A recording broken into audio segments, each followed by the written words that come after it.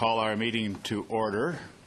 Welcome, everyone, to meeting number 20 of the Standing Committee of Government Operations and Estimates. And we will continue today our study of the Supplementary Estimates B. And we're pleased today we have a panel of representatives from the Department of Industry to explain their requests for spending of the Supplementary Estimates B. Leading the delegation, our Deputy Minister, Mr. Richard Desarney. Is that correct?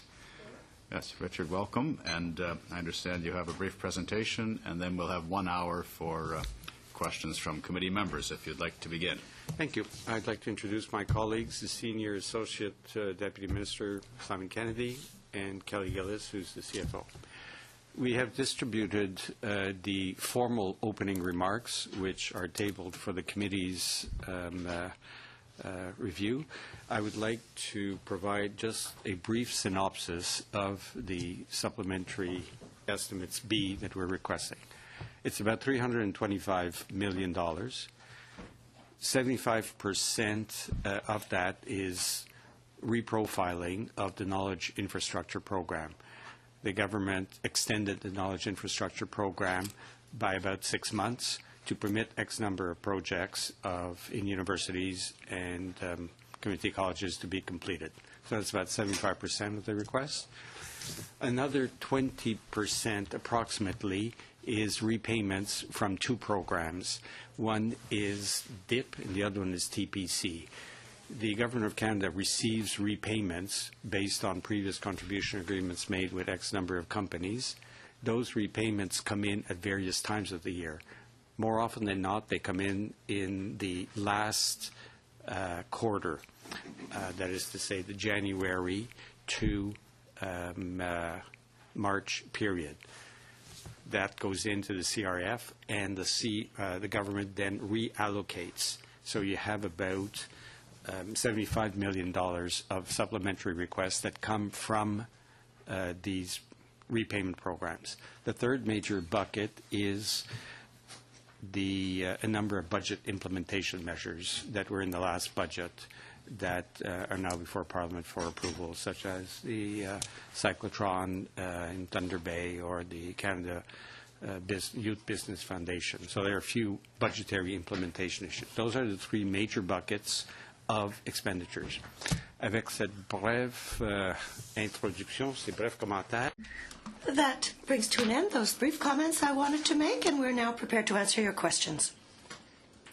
Helpful summary, Mr. Desarney. I think that is probably more useful than just reading the presentation that you've given us, and leaves us more time for questions as well.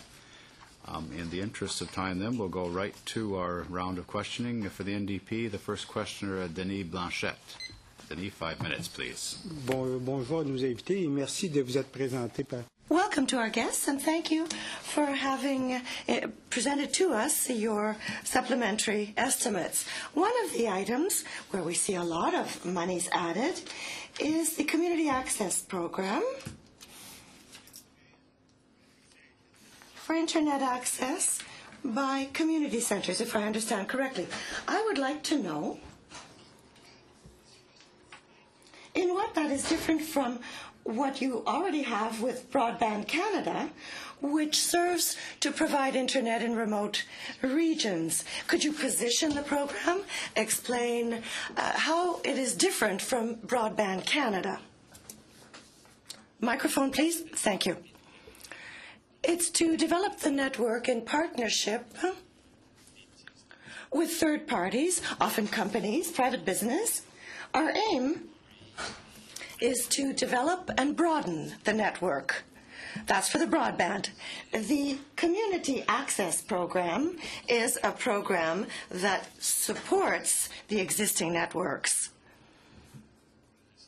So we have a certain number of centers whereby we contribute some funding, and those centers are sometimes libraries in certain regions of the country. Elsewhere, they can be community centers. And money is provided to support one person's salary, for example, to help people who come through, who want to try the computer or do a few searches. So it funds some of the infrastructure. So one develops the network, and the other program facilitates its usage. Excellent. So it targets municipalities first and foremost, this program. Have you harmonized this program with programs that might exist in municipalities and provinces? Well, it is a program that has been in place, I would say, for 15 years. And I must tell you that 15 years ago, it was much more important and useful because fewer people, many fewer people, had computers. Fewer people were connected. We have now reached a stage where I think 98.5% of Canadians has access or is connected in some way or another to the net. So I would say that it's a combination of the private sector and the development by several provinces. That's what's broadened the network, so as to allow people to continue to access the internet. Very well.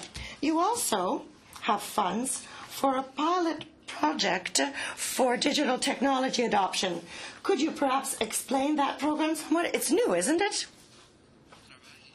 We are working in cooperation with several partners. We're working on a strategy for the digital world. It's one element of that. So it's part of the government's overall program. Yes. Since we're talking about the digital economy program of the government, could you perhaps outline some of the various initiatives? Because in the main budget, the government has set aside 60 million. Among the 60 million are the 90 million you've just mentioned. Could you go through the other initiatives that relate to the digital economy program under the present budget? The digital strategy has several parts to it. There is one part that is aimed at increasing the adoption of digital throughout the country. And there we have two main levers. The first one is led along with the Development Bank that created a special fund of about 200 million to encourage SMEs to use the internet more, to be better linked. In the same way, recently, the government launched another program to enhance development and adoption with the National Research Council. So the adoption by SMEs of the internet is one element. A second element, and obviously this work we're doing it along with the provinces, its aim is to increase the number of Canadians who are able to work in that field, because there was a drop in universities and colleges, a drop in the number of people who were registered for courses in this area. So we want to increase registration. I had a telephone meeting yesterday with deputy ministers in the various provinces to discuss, among other things, this issue. You're talking about computer specialists. Yes, indeed, with companies like CGE, for example. I'll come back to that, perhaps, if you wish. Yes. For the Conservatives, first is Jacques Gourde. Jacques, 5 minutes, please. Merci, Monsieur le Président. Merci. Thank you, Mr. Chairman. Thank you to the witnesses for being here. I'm very fortunate, given that we have the Deputy Minister for Industry. I put the question to you. We know that the economy in Canada over the last quarter increased by 3.5%. As you are aware, the absolute priority of a government remains jobs and the economy.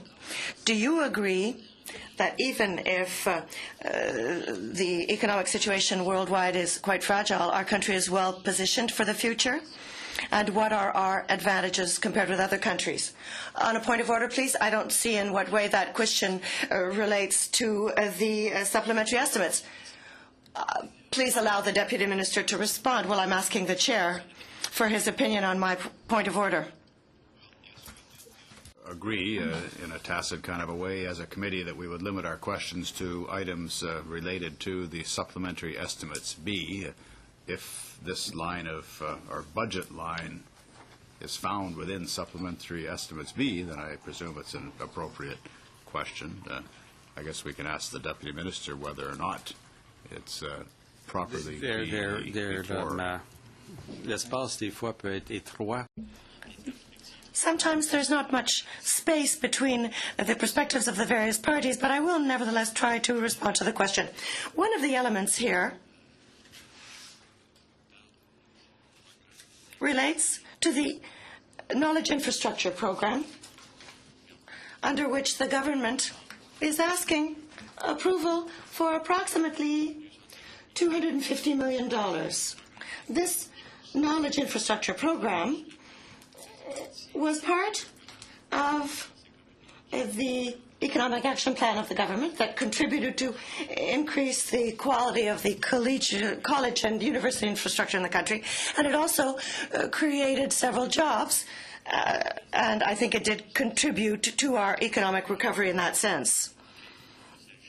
Secondly, there were a few additions. For example, the grant to the Business Fund for Youth, the aim of which is to, once again, facilitate the economic recovery. So there are a few elements in this that do fit in with the theme that you brought up. I would come back to this youth fund. I think there's a budget of $10 million. It must be a fund for young entrepreneurs. I had the opportunity during the course of the last year to look into this. It's a fund that provides support, but it is very important support for young entrepreneurs. Could you explain to us how this works? It's a third party, this fund or foundation, that gives a little bit of a hand to young entrepreneurs who perhaps don't have very much experience, but that they have a good business plan, and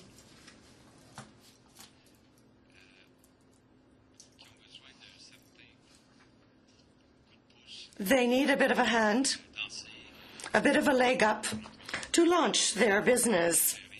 It's well managed. It's a very good organization, and the government supports them. This has been in place for 3 consecutive years now, and I would add that they also have support funds from other sources. We're not the only ones to provide support. Therefore, entrepreneurship is well supported, especially for young people. Yes, for young people, as I was saying, often it's their first leg up.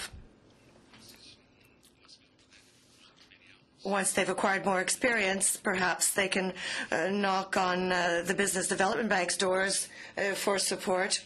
But when you're young, you've just gotten out of university, you might need a bit of a leg up, you might have a good idea, and this is the type of investment that can be provided. There are new companies that are thus launched.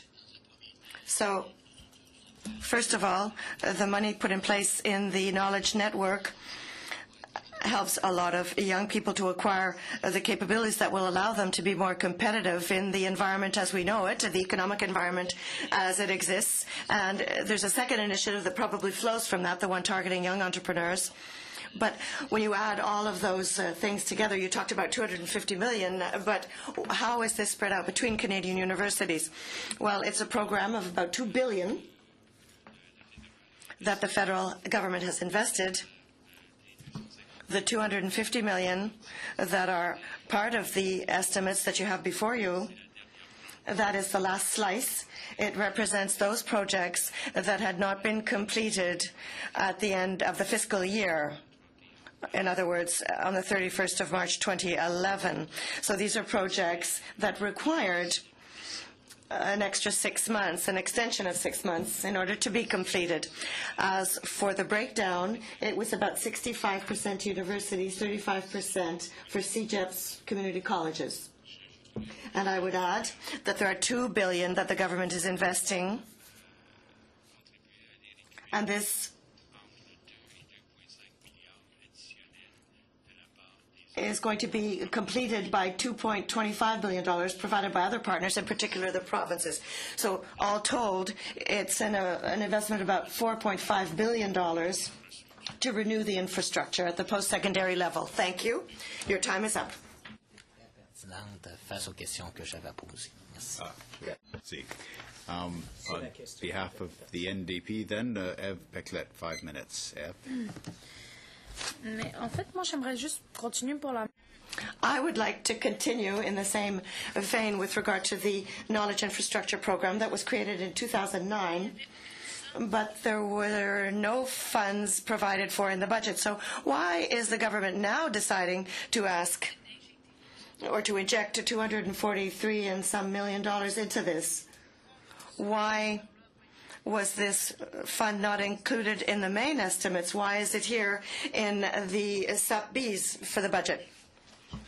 When the decision was made, I'll go back in time a little bit to cover the background. You talked about the budget of 2009, and it had a budget of $2 billion, an envelope spread out over 2 years, $1 billion the first year and $1 billion the second year.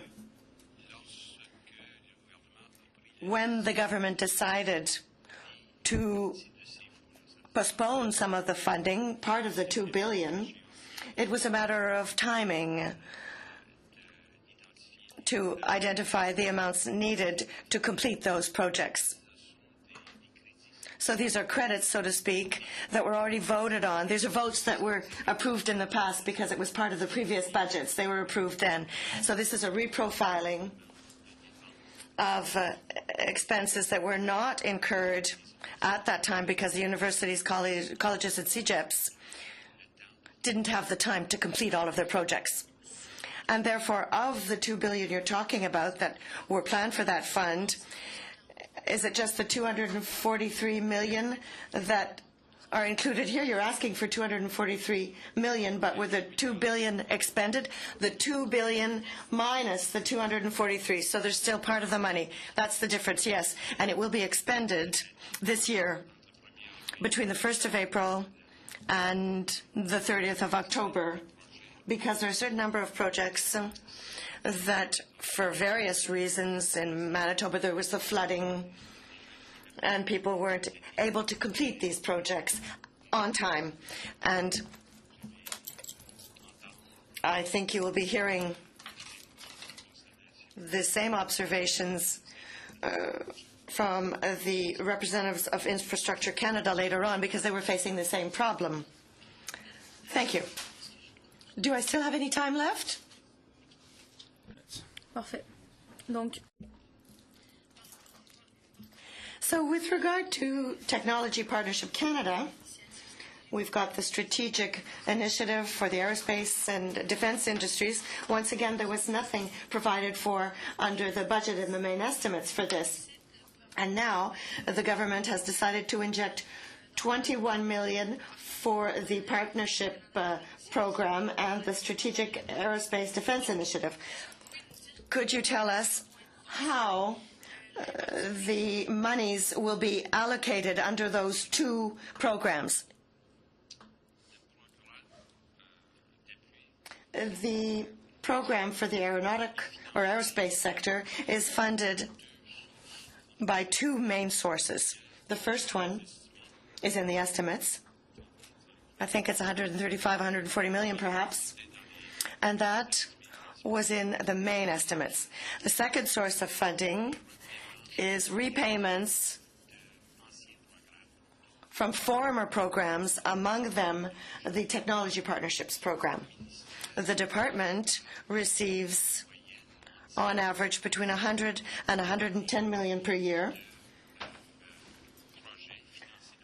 from projects funded in the past that companies have committed to contribute to.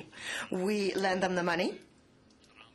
They reimburse, but they reimburse also based upon the sales that they make.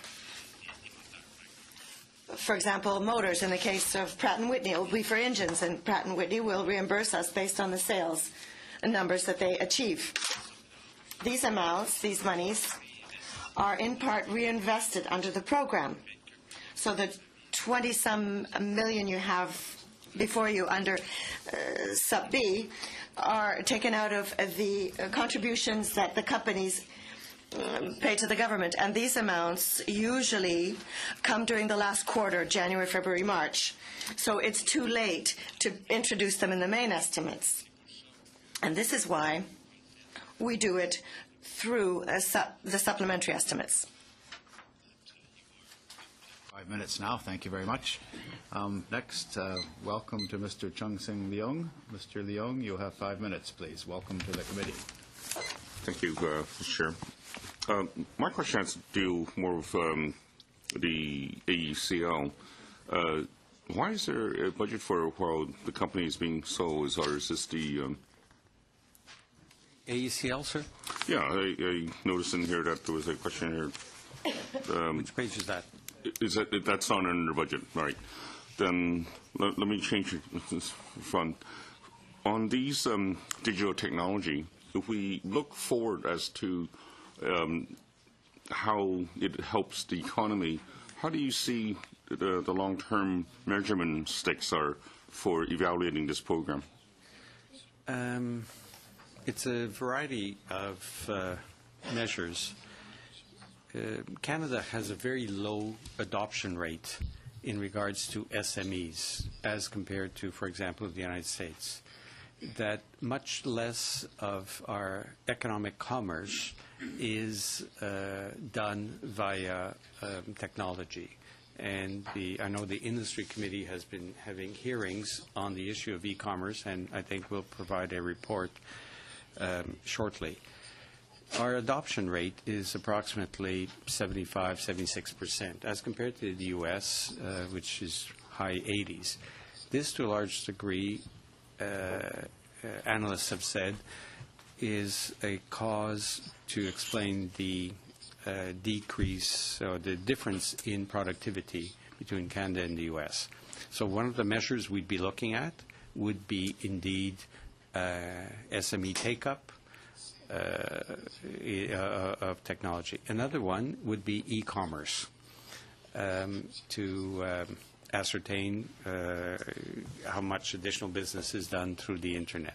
A third measure would be the number of students who actually register in various ICT programs in colleges and universities. A fourth factor would be the health of the overall ICT sector.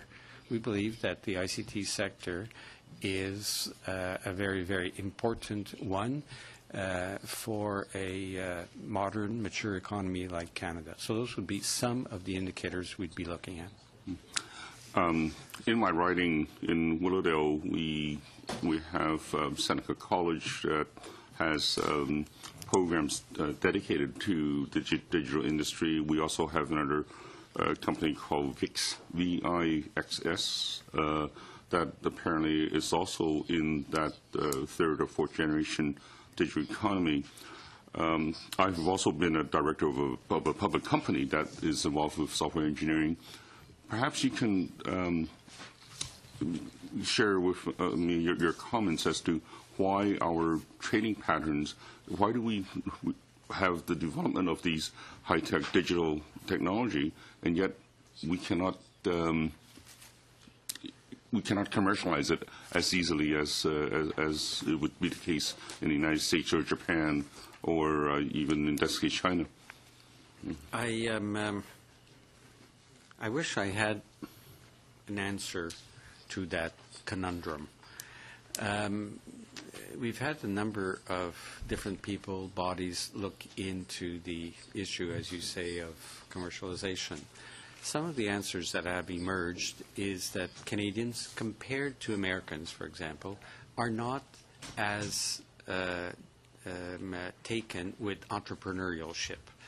Canadians will be slightly less risk-oriented than Americans. This is a report done by a group of business people that identified culture as one element. Second is VC. There is not in Canada as much venture capital as you would find obviously in Silicon Valley or around the Route 128 in Boston. We have not developed in this country a sustained VC industry to support entrepreneurs and have them grow. Third factor is if you look at small, medium, and large firms, we have a tremendous number of small firms getting larger, a decreasing number of medium-sized firms, and the same number of large firms. With the BDC, with EDC, we have to work to increase the number of medium-sized firms, because that's where you get the R&D, that's where you can attract more capital, and that's where you can, I think, engender on a sustained basis more economic growth. I don't think there's one specific answer to explain the situation you've described. I've mentioned 3 or 4 factors. Thank you, Ms. Leung. That concludes your 5 minutes. Thank you very much. For the Liberals, Mr. John McCallum. Well, thank you, Mr. Chair, and thank you very much for being here. My first question has to do with Genome Canada, because I think the government has spoken very positively about that. And I see that the contributions to Genome Canada are up 9.4 million, whereas the grant to Genome Canada is down 12.9 for a net drop of 3.5 million. I wonder if you could explain Provide some what that general, is. and Kelly can give you the specific. To a large degree, it's based on certain competitions that were not fully completed. Therefore, they did not end up spending the money because their process did not yield an expenditure. Therefore, funds get reprofiled. So we see a grant and a contribution, because previously under the transfer payment policy issued by Treasury Board, it was considered a grant. In 2008, they actually changed the policy. So going forward, and next year will be the last year you'll see grants. It'll be transitioned out to continual contributions, which is better for the providing organization because there's more reporting and accountability back to the funds as a contribution versus a grant. Thank you. In the 2008, where you see the decrease, it's moving the money actually to next year. It relates to the 140 from budget 2008. So it's not a decrease, it's just a cash flow. Okay. So the money will be paid out next year versus the 9.4, which relates to budget 2010 and budget 2011. Thank you.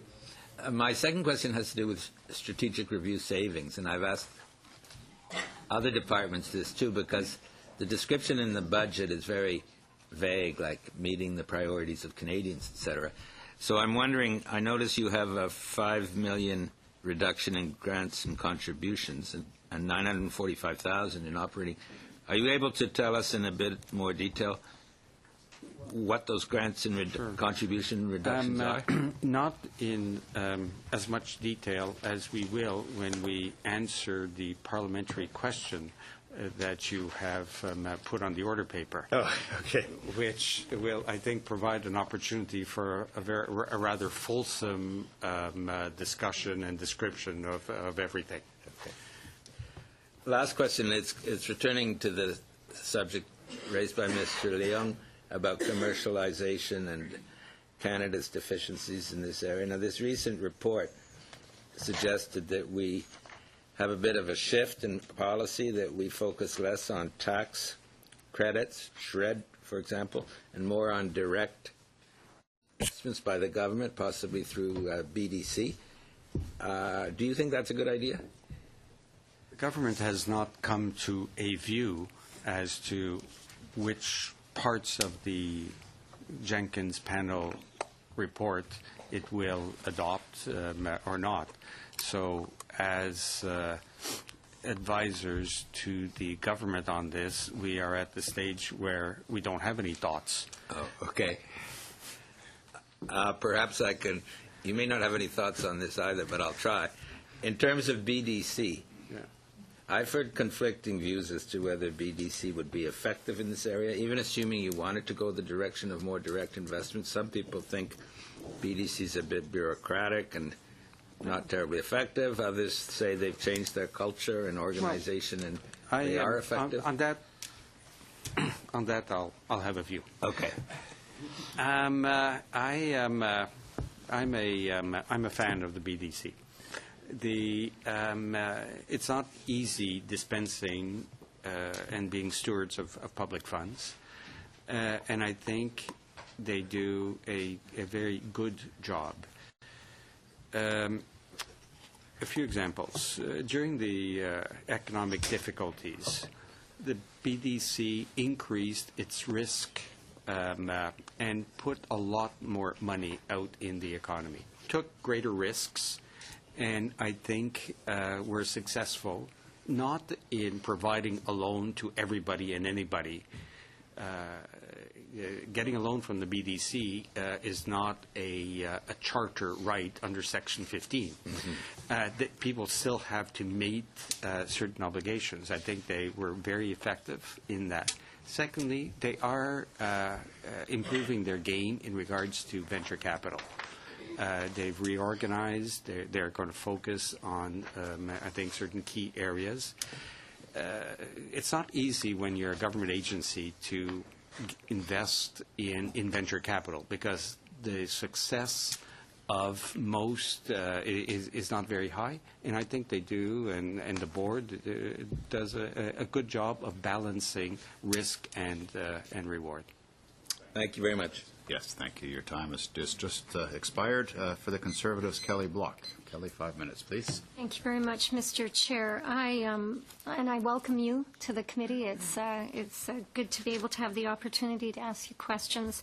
The first question I have is regarding the line funding to modernize BizPal. And recently, Minister Bernier announced that our government would make this program permanent. And as a government, we seek to support small and medium-sized enterprises by putting in place initiatives that will enable them and entrepreneurs to continue to grow and create jobs. Can you explain the BizPal program further? How does it help Canadian SMEs? How many provinces and municipalities are signed on to this program? At least 9 provinces. No. And we are in discussion with one remaining province. I don't have the specific number of municipalities, but I can get that information to you through the committee. Fundamentally, BizPal seeks to create a one-stop shop for entrepreneurs to have easy access to what is available in a given province, in a given municipality, so it can ease setting up a new business, getting a handle as to what the pertinent rules, regulations are in that municipality. I think it has stood the test of time. There aren't that many programs that have been around that have constantly been recognized as making a contribution. BizPal is one. The IRAP program from the NRC is another one. And I think those make a very good contribution. The fact that I've appeared before many, many parliamentary committees, I was mentioning Mr. Braid yesterday, I was in front of the industry committee, and every time the BizPal program gets raised, it's always positive. And I've been doing this for 5.5 years, and I've never heard a negative comment about that, or IRAP for that matter. Okay, thank you. Our government also passed the Fairness at the Pumps Act, and this act will ensure that customers get what they pay for. At least that was the intent. And as you know, it seeks regular inspections for 8 trade sectors, including the retail petroleum sector. Now, this is a vital issue to consumers across Canada, and I'm wondering if you could just explain to me, when I see this in the estimates, and it's funding for the implementation of the Fairness at the Pumps Act, what is involved in the implementation of an act like this? And then if you could tell me at what stage of the consultations this act is at. The key point is we're going to have a few more inspectors. Another key point is we are going to have much more serious fines if some of our inspectors find that someone is using measuring instruments that are flawed. And we will empower third parties to assist all of those sectors that you mentioned to do the checking. It is part, if you wish, of our consumer mandate that many people look at the Department of Industry and focus on the Jenkins, or we can focus on digital strategy. But we also have a very active and aggressive consumer affairs volet to our activities. We have a Consumer Affairs Bureau. The Competition Bureau is extraordinarily active. Policy we took on set-asides for in the spectrum for auction contributes to better prices, if you wish, for consumers who use cell phones.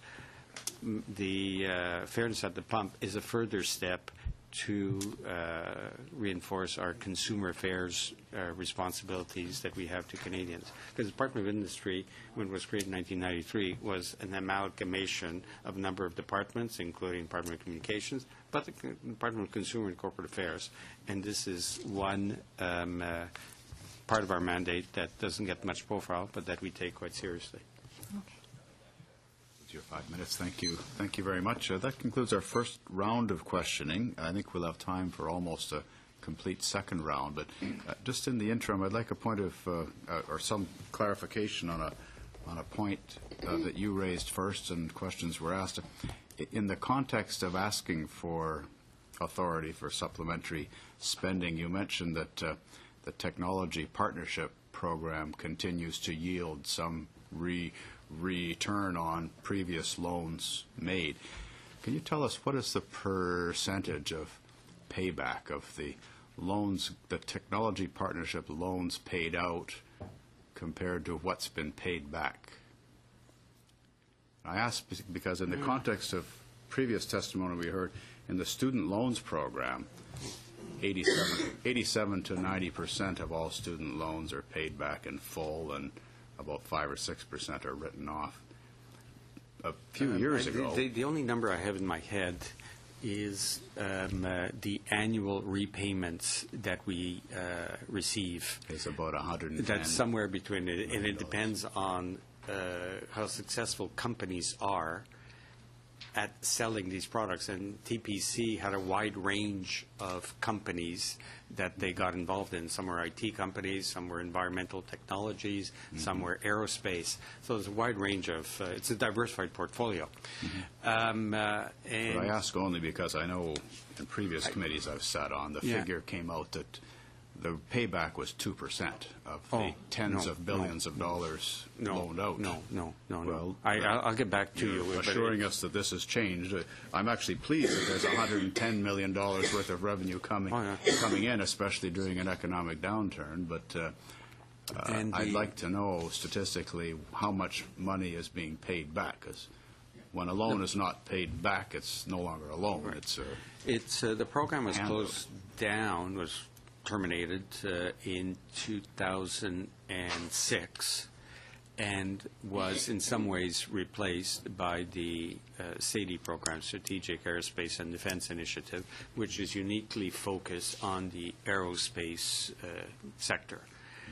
That program has not started any repayments because there's usually a 5 to 7 years R&D phase before they finish the development and start selling the product into the marketplace. The two other programs, two legacy programs, the DIP and the TPC, are finished, but they're in the repayment stage, and we'll get back to you. If you could get back to us to that, that's right. I won't take any more time for now. Then the next round of questioning for the NDP, Matthew Ravnat, or as you see fit. You're going to share. Take that. My first question relates to page 89, which is vote 1, the first line.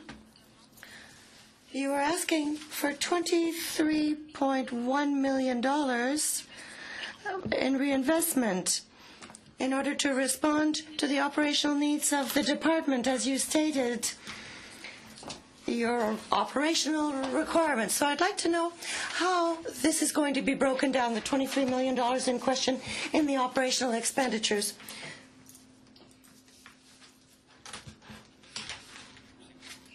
Those contributions are allocated to the department to contribute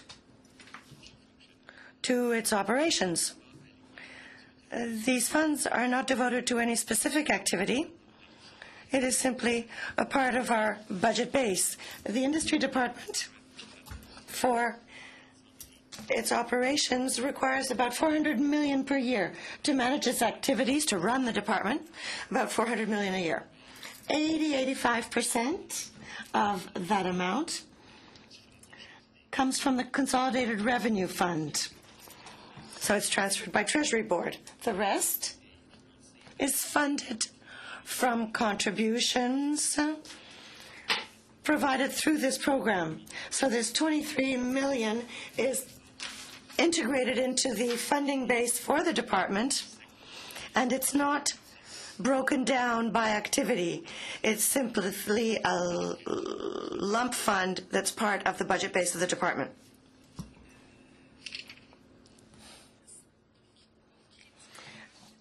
Credit 1 or Vote 1, page 90, there is a reallocation in-house for various investment programs. 90 in the French version. Vote 5, forgive me, it was the wrong one I mentioned.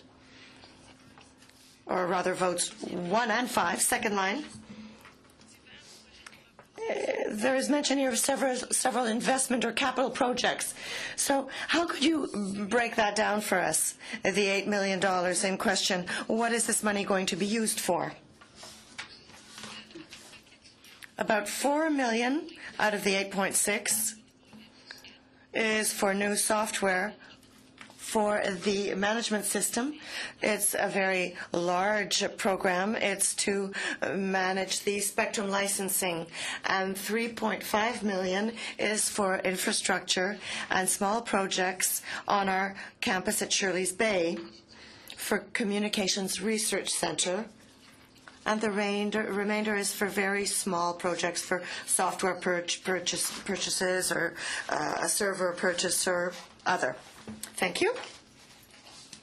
My question is perhaps broader in nature. When we looked at the estimates of other departments, we saw that the expenses for subcontracting are increasing, and I would like to know if for you it's the case, and in the estimates, where might we find details regarding the use of subcontracting? Might you narrow your question down? What do you mean by subcontracting? Well, seeking services outside of the department in the private sector. Well, I could answer you with a global general response. Overall, we reduce our costs. We are reducing our consultant fee costs. That's an across-the-board statement. It's one of the areas I've targeted in order to reduce our operational expenditures. So I could tell you, generally speaking, that we are subcontracting less today than we did yesterday and the day before yesterday. That's interesting. You are perhaps unique in this.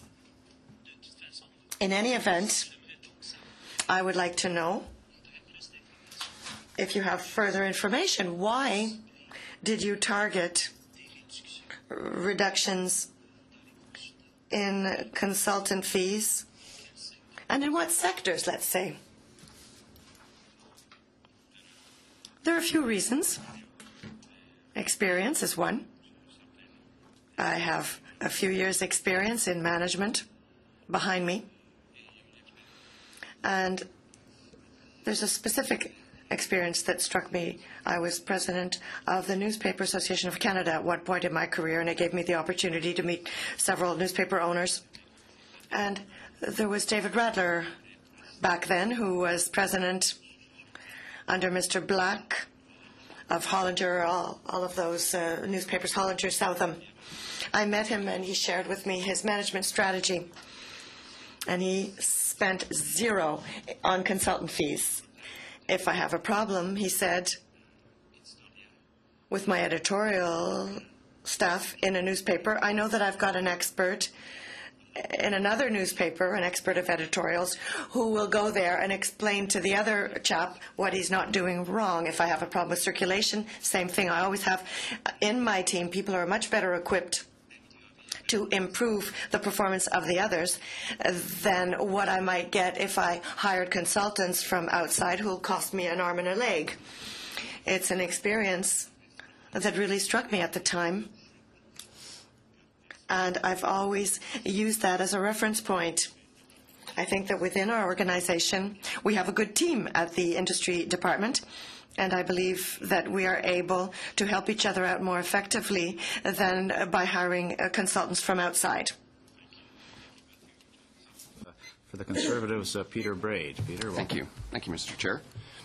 And perhaps I'll just start with an observation. Mr. Discerny, yourself and your officials and myself must be feeling a sense of deja vu. It was only yesterday that you were before the Industry Committee speaking to the Supplementary B estimates.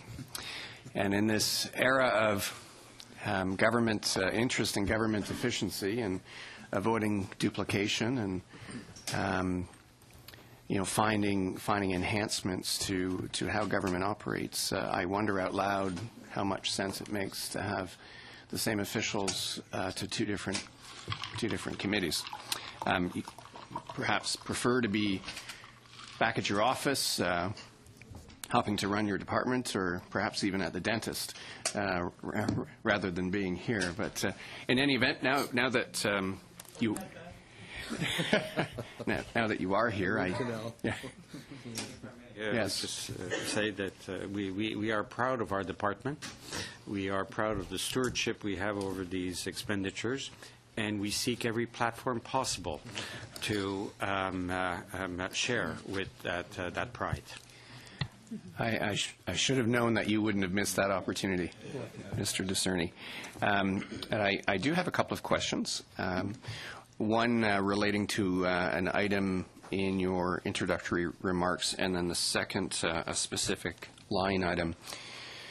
In your remarks, you mentioned that on page 94, there are requests for $23.1 million in repaid contributions from the Defense Industry Productivity Program. I was just curious to know a bit more about what the DIP is. So if you could explain a little bit about that program and then how it results in repaid contributions back to the industry department, if you could, please.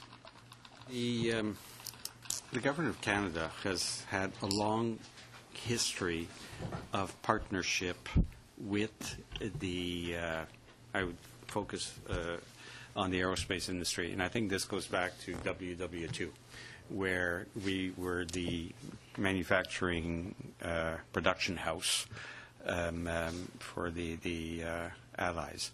The Government of Canada's commitment, partnership, has been sustained through a variety of programs over the decades. The DIP program was one such partnership program between Government of Canada and the aerospace industry. It ceased to exist in 1995. The government of the day abolished the program.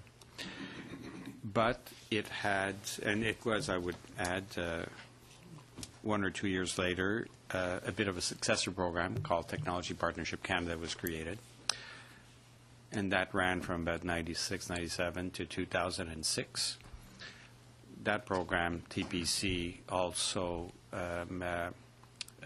came to an end, and a successor program being the Strategic Aerospace and Defense Initiative. The DIP program, in some ways, is similar to TPC and SADI as per a technology-enhancing partnership between the government and different companies. The repayments flow from contribution agreements that were entered into in the 80s and 90s prior to the program's termination.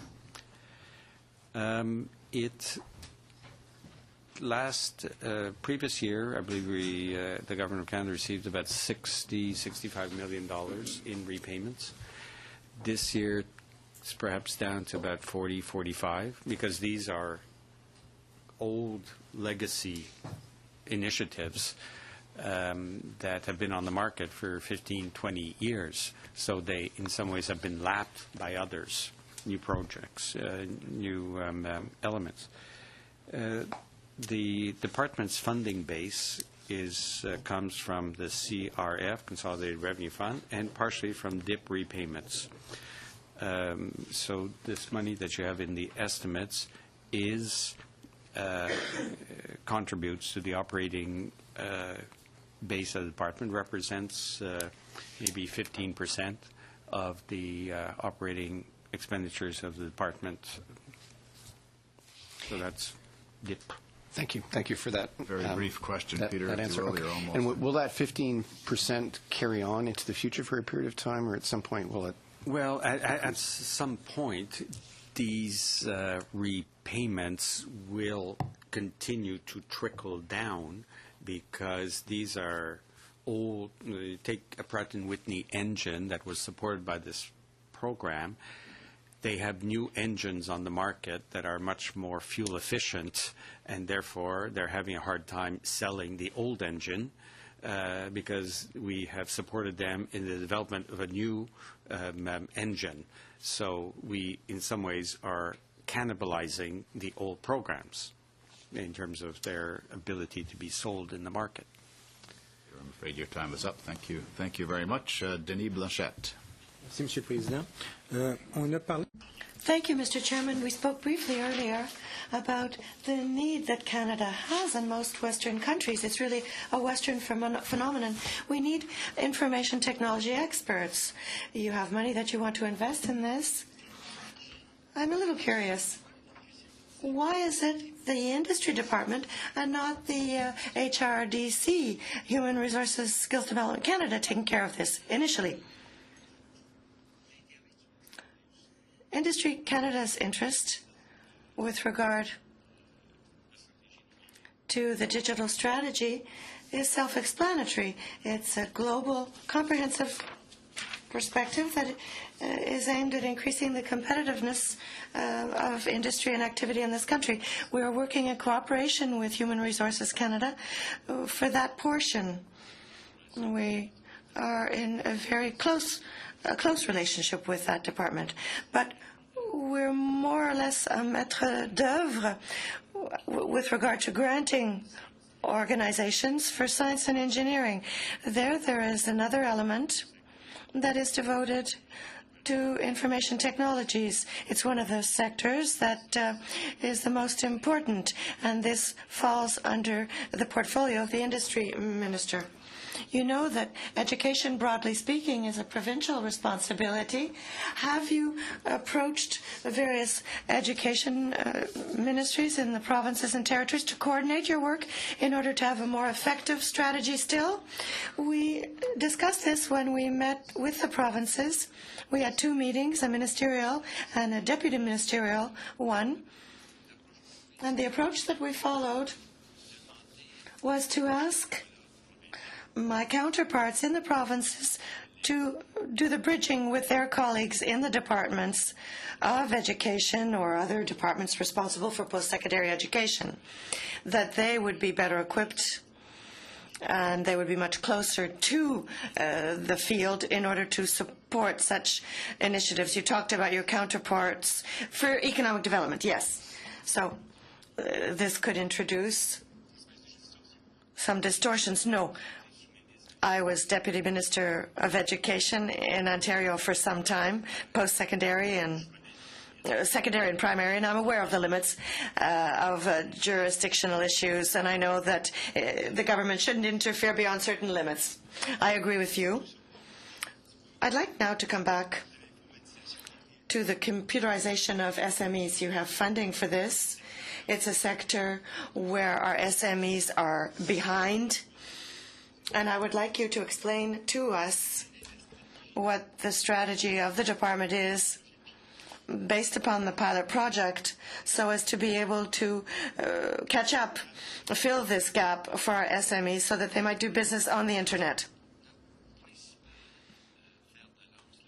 Our main focus is the Development Bank of Canada, and here there are two initiatives that have been taken. The first one is that they're going to increase, they're doing it as we speak, the number of consultants they have, experts in this area, in order that when SMEs go to them to apply for a loan or on behalf of the board, they will be able to assist them because they will have this consulting expertise. There are three aspects. There's the venture capital, the consultants, and the loans.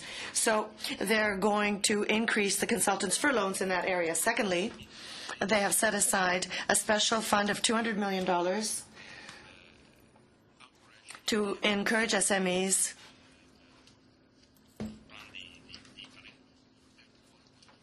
to seek out loans to increase their capability, and they do in-house training as well.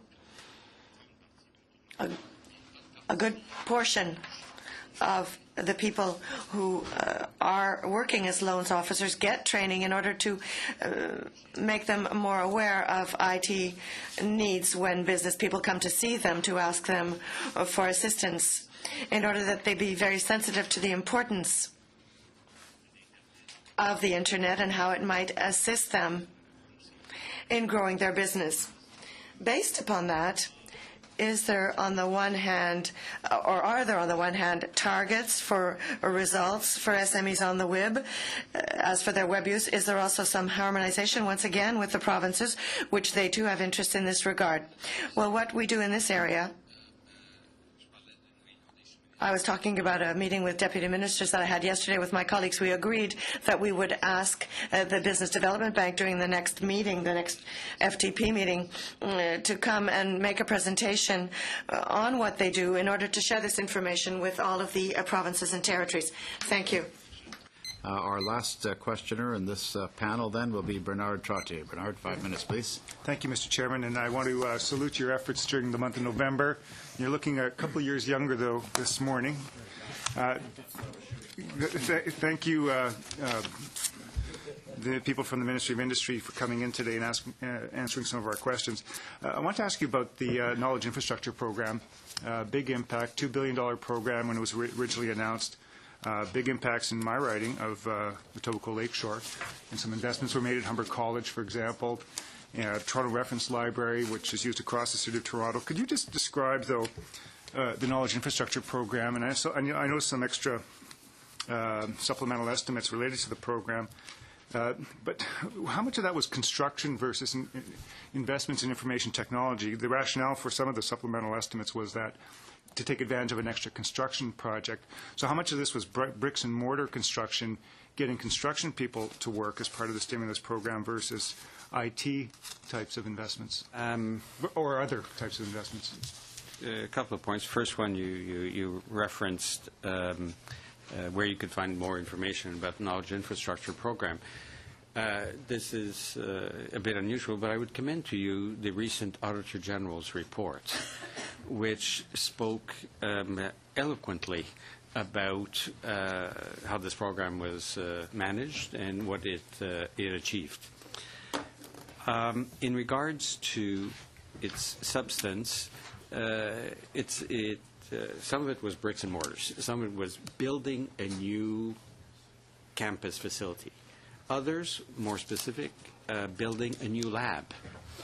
Others were enhancing the library. So it covered a wide range of endeavors, and it benefited from the oversight that provincial governments brought to it also, because this is a program that was done in partnership with all provincial, 98% was done in partnership with provincial and territorial governments. And in some cases municipal, I think, with the Toronto Reference Library, for example. I don't believe ours, that may have been done by the folks you're going to talk to in perhaps 3 minutes. Okay.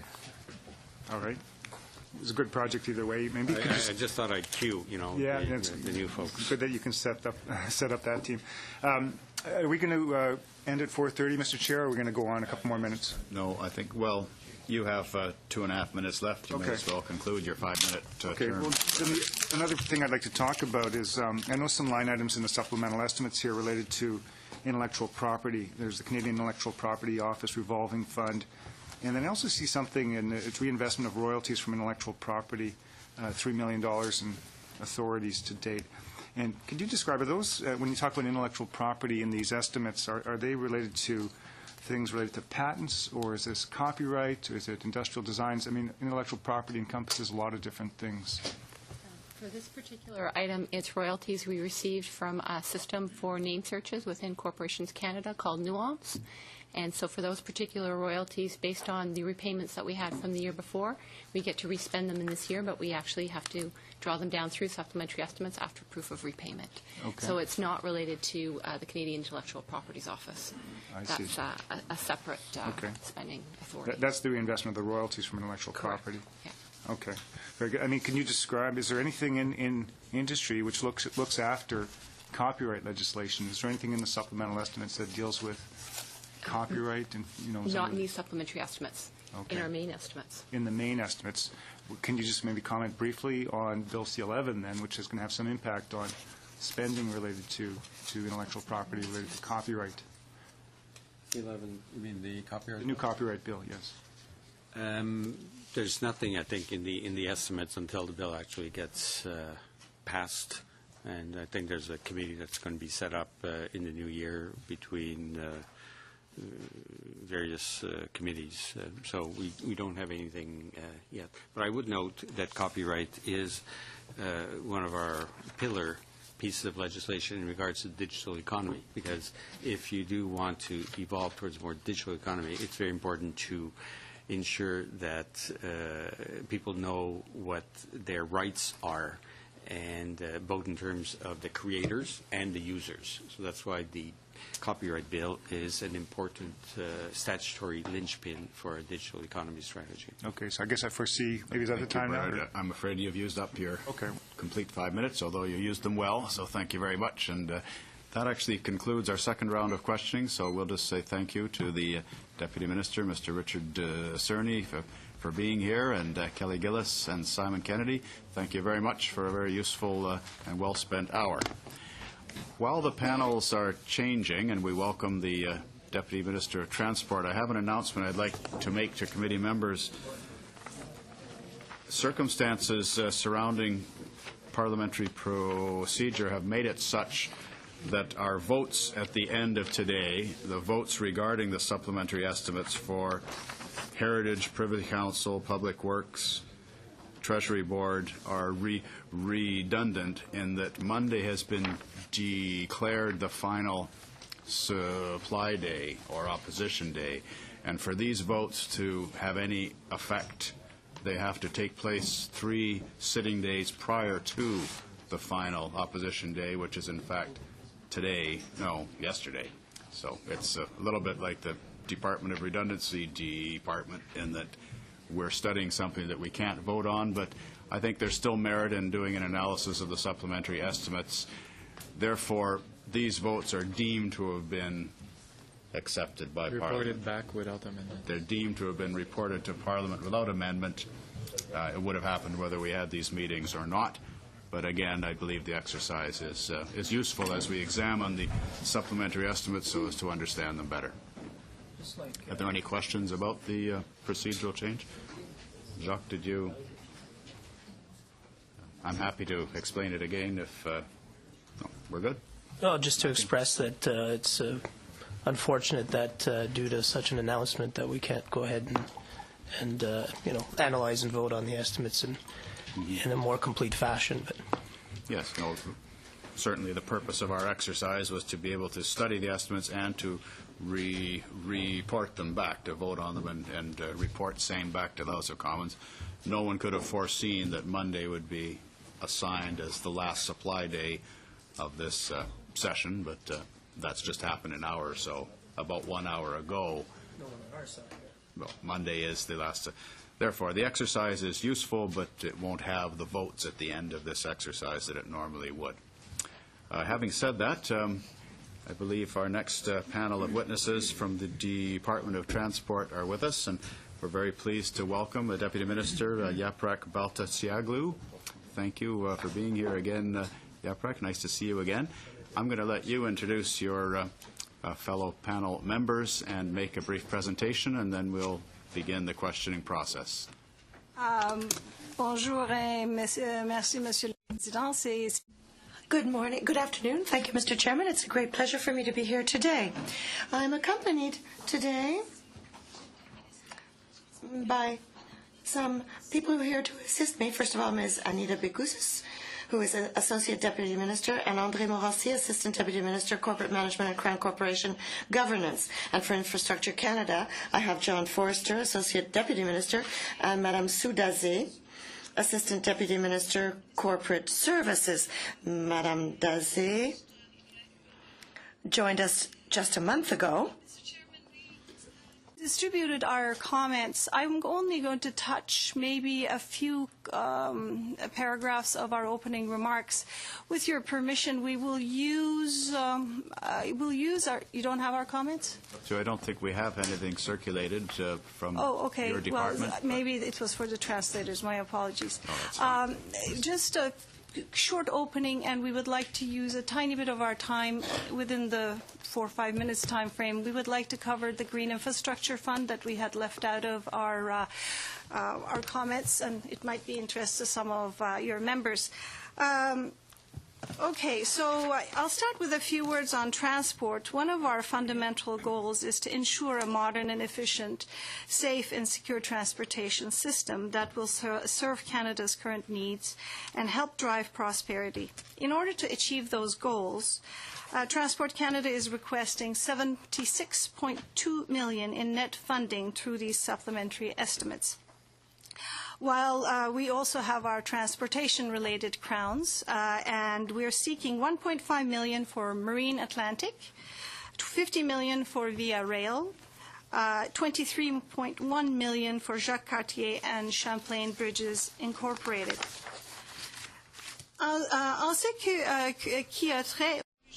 We know that with regard to supplementary estimates, we have the Infrastructure Canada program that includes adjustments of about $1.2 billion for voted expenditures and legislative expenditures, which brings the total to $6.1 billion for 2011-2012. 80% of these monies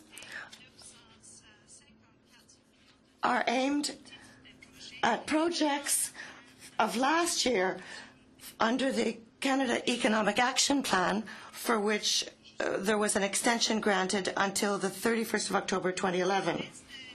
The remainder of the request consists in funds from last year that are included this year for certain projects that were adopted. Infrastructure Canada is resolving the payments as quickly as possible for construction costs.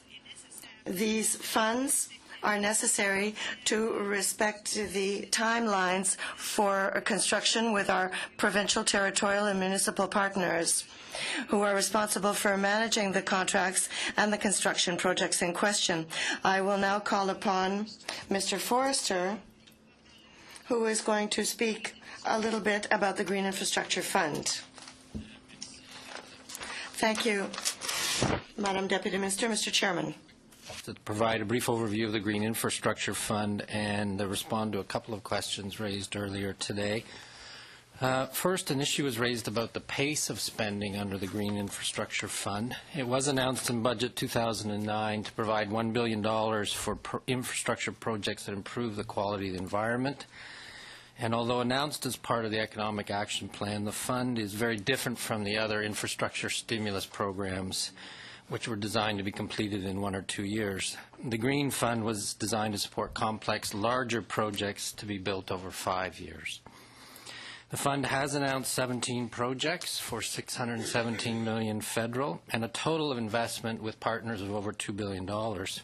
All these projects are for provincial, territorial, or municipal public infrastructure, such as hydro and transmission lines in northern and remote areas, wastewater treatment plants, particularly along the Great Lakes, and solid waste management projects in Quebec. Some of those projects are underway, some are yet to begin. Large, complex infrastructure projects do take time to get started. They must be designed, engineered, go through environmental approvals, First Nation consultations, requests for proposals, contracts before construction can begin. I'd like to offer one example, the Winnipeg Wet Weather Treatment Project, announced November 2009 with a contribution of $11 million. Partway through the planning of the project, the province introduced new effluent regulations, and as a result, the city is redesigning the project to meet the new provincial regulations, and they are now with the province for approval. So we haven't yet paid any claims on this project, but we did not withdraw or cancel our funding due to this delay. It is at times a fact of life for large infrastructure projects, but this is a very important project for the city and a very important project for Lake Winnipeg. I would stress we only pay claims for costs incurred as work progresses, and we are working hard with our partners who are responsible to manage and contract the projects to ensure they're completed in a timely manner and to improve financial forecasts of expenses. The second issue raised today pertained to the reallocation of some of the funding from the program. To date, $170 million of the fund has been reallocated to other departments for 4 other government priorities. In addition, $45 million was reduced from the program as part of Infrastructure Canada's strategic review proposal announced in Budget 2011. These transfers were policy decisions of the government. They were approved by Treasury Board. The department identified these changes in the fund and in the program in its reports to Parliament. I hope that explains the 2 issues regarding the Green Fund, and we'll be happy to provide further detail and answer any questions. Thank you. Well, thank you, Mr. Forrester. That's very useful. Is that the end of your opening remarks then? Madam? Thank you. Very good. Then we'll go to questioning. The first for the NDP, Matthew Ravignac. Donc, merci, Monsieur le Président, et merci aux témoins d'être là. Thank you to you, Mr. Chairman, and thank you to the witnesses for your statements. You won't be surprised by this, but I'm going to put a question to you regarding the Champlain Bridge. This will not surprise you because obviously it's a very important issue for the people living in that region. Under vote 60B, the Jacques Cartier Champlain Bridge Inc. will receive additional funding of $23 million. So the total will go to $154 million to cover its expenses related to the Honoré Mercier and Champlain bridges in Montreal. How will these funds resolve the problem of the renovation and repairs of the Champlain Bridge? That's my first question. Mr. Chair, I can just advise you that in terms of the funding that's been included in these supplementary estimates for the Jacques Cartier Bridge and the Champlain Bridge are essentially required for repairs and deck replacement for the Honoré Mercier Bridge and the Champlain Bridge. It's part of a 10-year program to ensure the integrity and the safety of the bridges. The funds that are in these supplementary estimates have in fact been reprofiled from previous year due to revised work plans, due to some delays in terms of contractor work. It took them longer to complete some of the work. I can certainly indicate in terms of the first phase on the Honoré Mercier Bridge that work has been completed in the first part of the contract. The redecking work is continuing and will continue into the next year.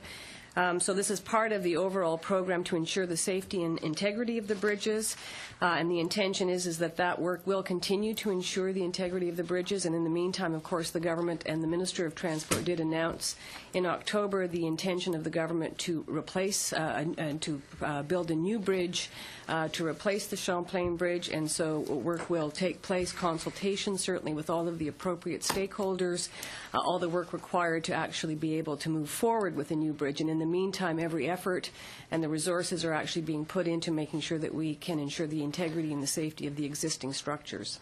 D'accord, bien merci. Les changements. Thank you. The changes that you have described, are they explained by a lack of clarity with regard to the relationship between public funding and, let's say, the private sector that's also involved in the project?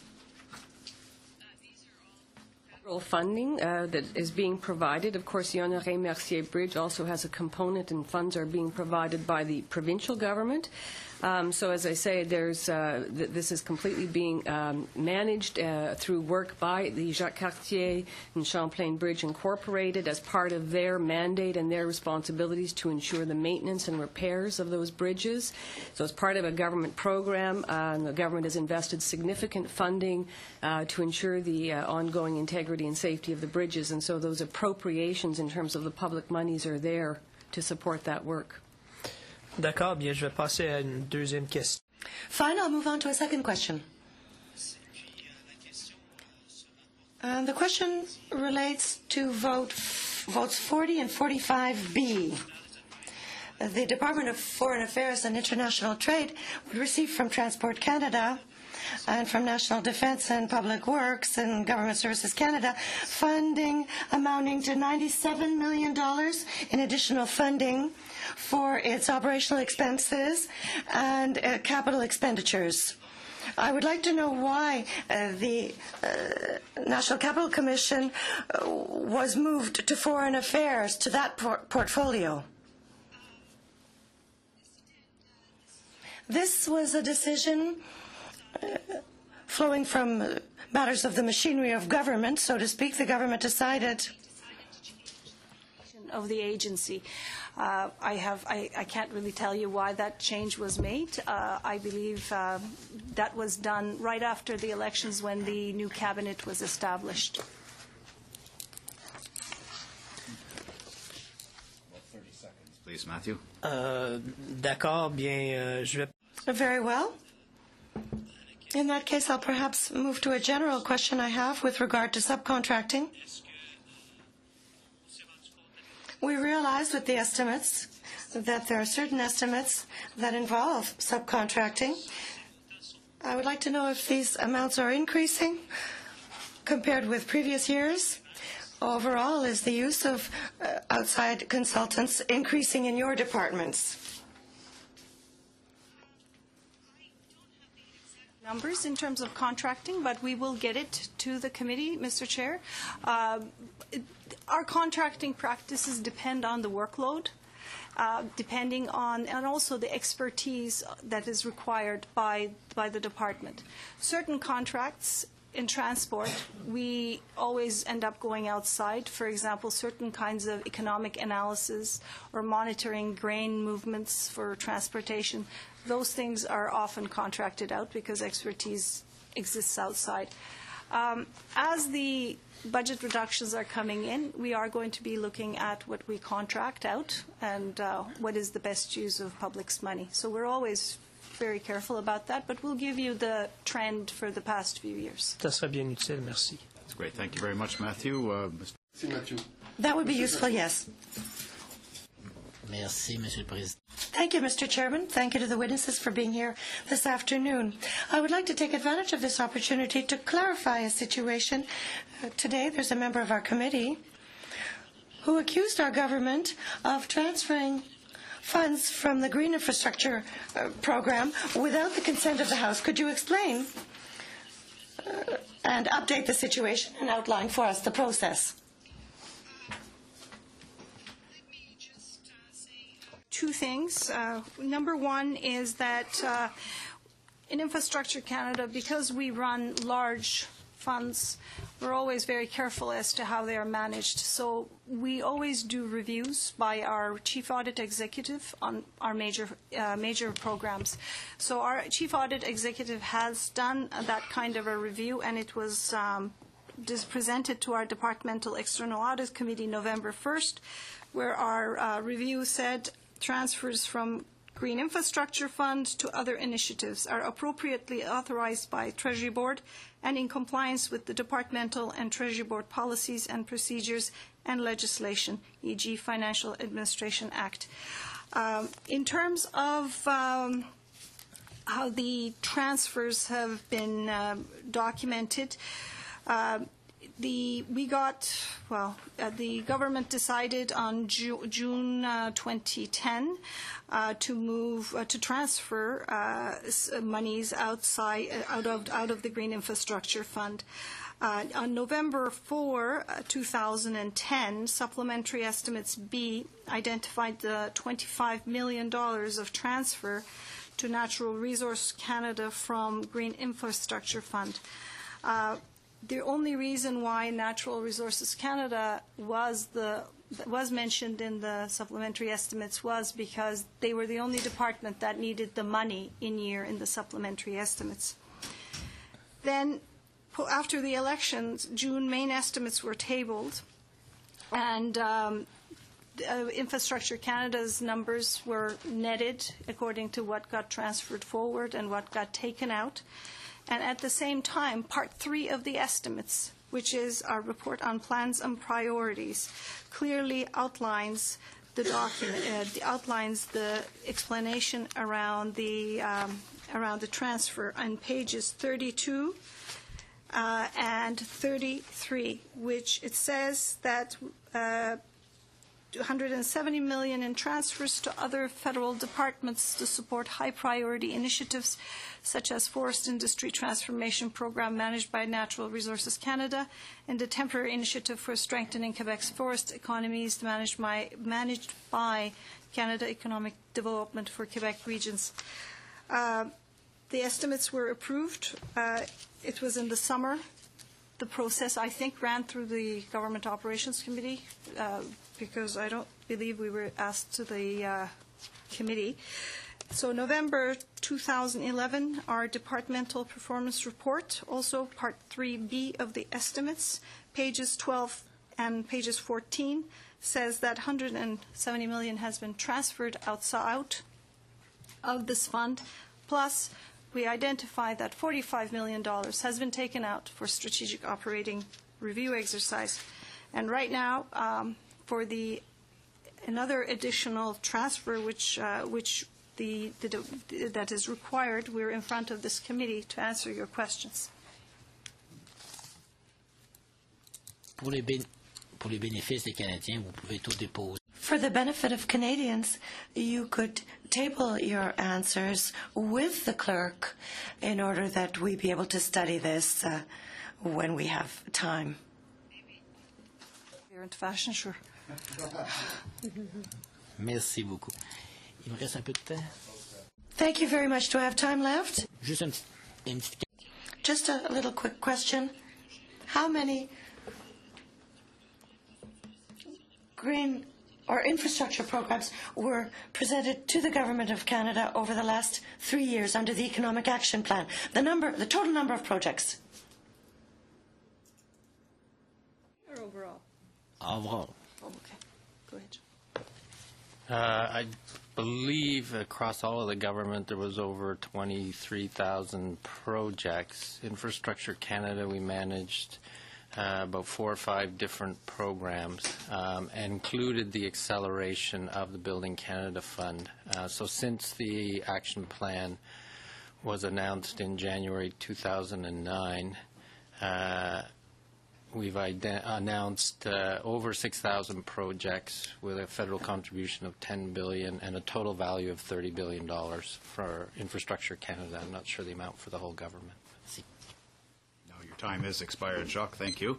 Madame Balta-Siaglu, I understood what you said about the movement of the money being properly accounted for and audited, but I don't understand the origin of the question, so I don't know. Can you explain, were you accused, was there an accusation that money was improperly transferred out of the Green Infrastructure Fund and allocated elsewhere without the authority to do so? Is that the... I see. Okay. I missed that part. Perhaps we'll get to it in other questioning, I presume. If we don't run out of time. I was probably nodding off or something. We'll leave it up to Monsieur Ravignac. 5 minutes, please. Oh, no, Denis Blanchette. I'm sorry, Denis Blanchette.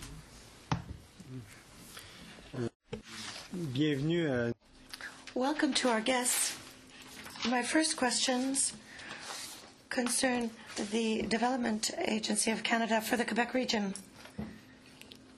In the new funding, you have 16 billion or million for construction relating to infrastructure, recreational infrastructure. What exactly is this?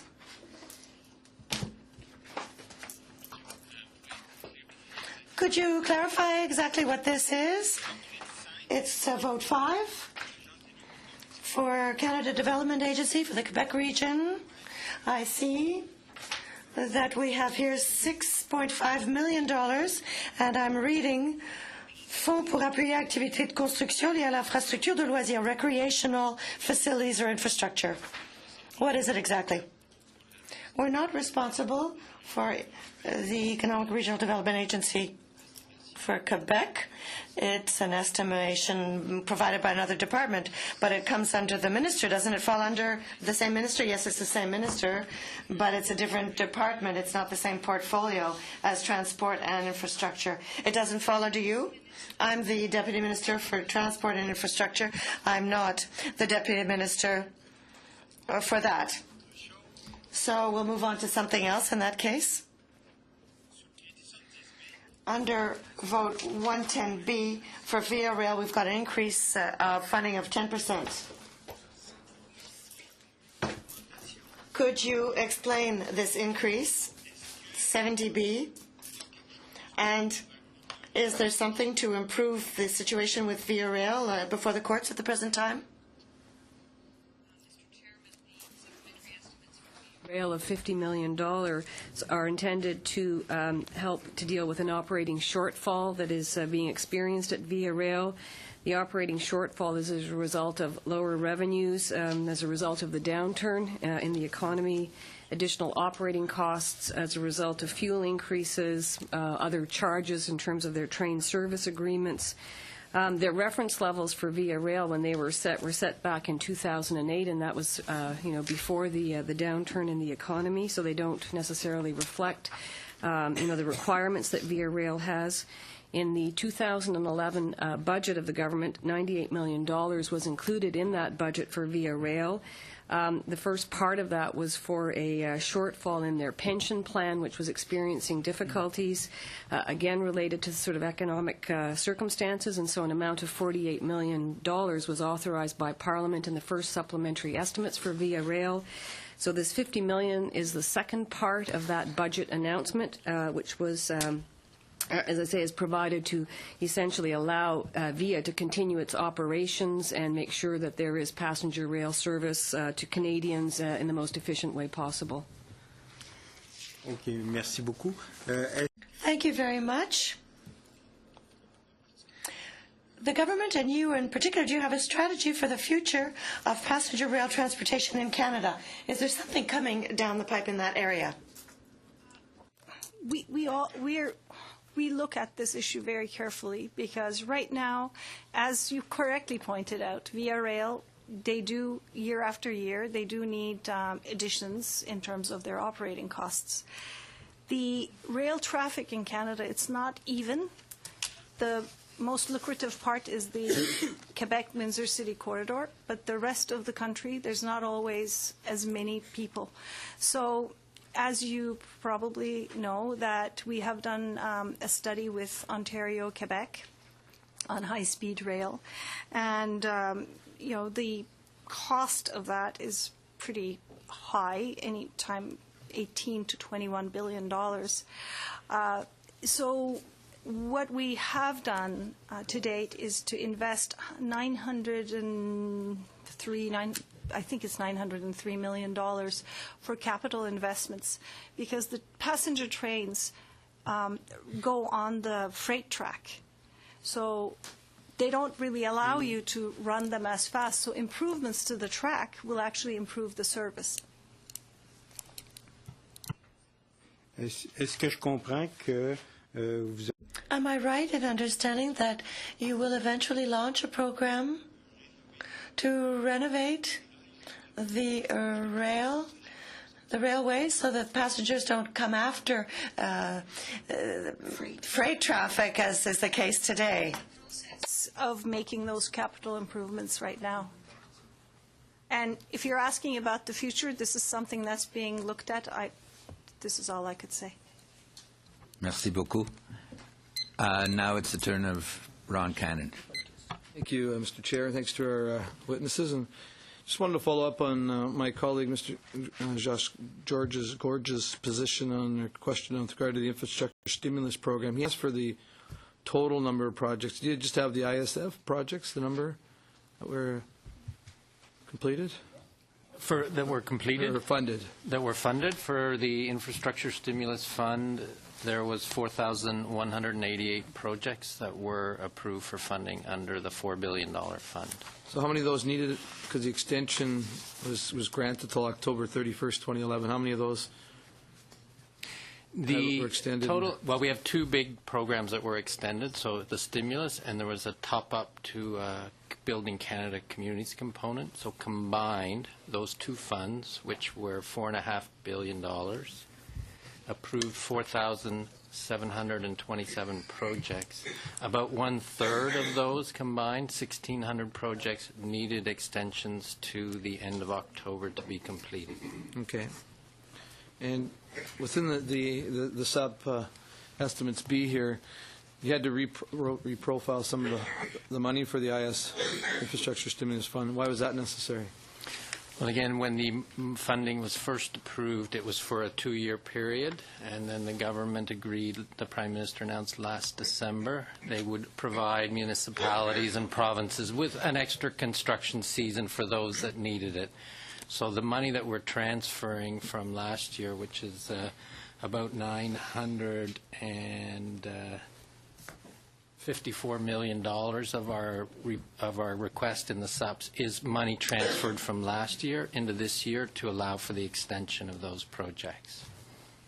That's excellent. Well, I know that my communities in the Kelowna Lake Country benefit the Okanagan across Canada, and I spent 9 years on City Council. One of the things we have fought for was long-term, predictable, stable funding and the gas tax. And I'll give credit to Mr. McCallum when I was at the Provincial Association, and I know that Jack Layton, he was FCM president. I served with as a local government representative at the time and fought for that funding. And I met with some FCM representatives yesterday. I know they're very excited about Minister LaBelle's announcement of beyond 2014 with the Building Canada Fund. Maybe you could expand, tell us the committee a little bit more about the plans for that announcement from yesterday.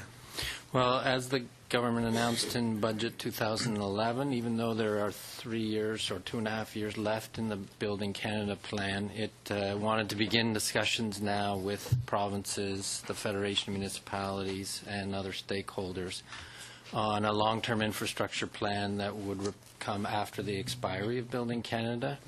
So this week, Mr. LaBelle, with the FCM, announced a process to have consultations on that long-term plan for infrastructure for the country. So we will be going through 3 phases of that work, identifying and analyzing what we've accomplished with the billions that have been recently invested, a second phase of where our priorities should be, and then a third phase about principles for a new plan to take place after Building Canada. So, very good. It's very exciting, and look forward to working with our provincial and municipal partners as we continue to move forward with building strong, stable communities across the country.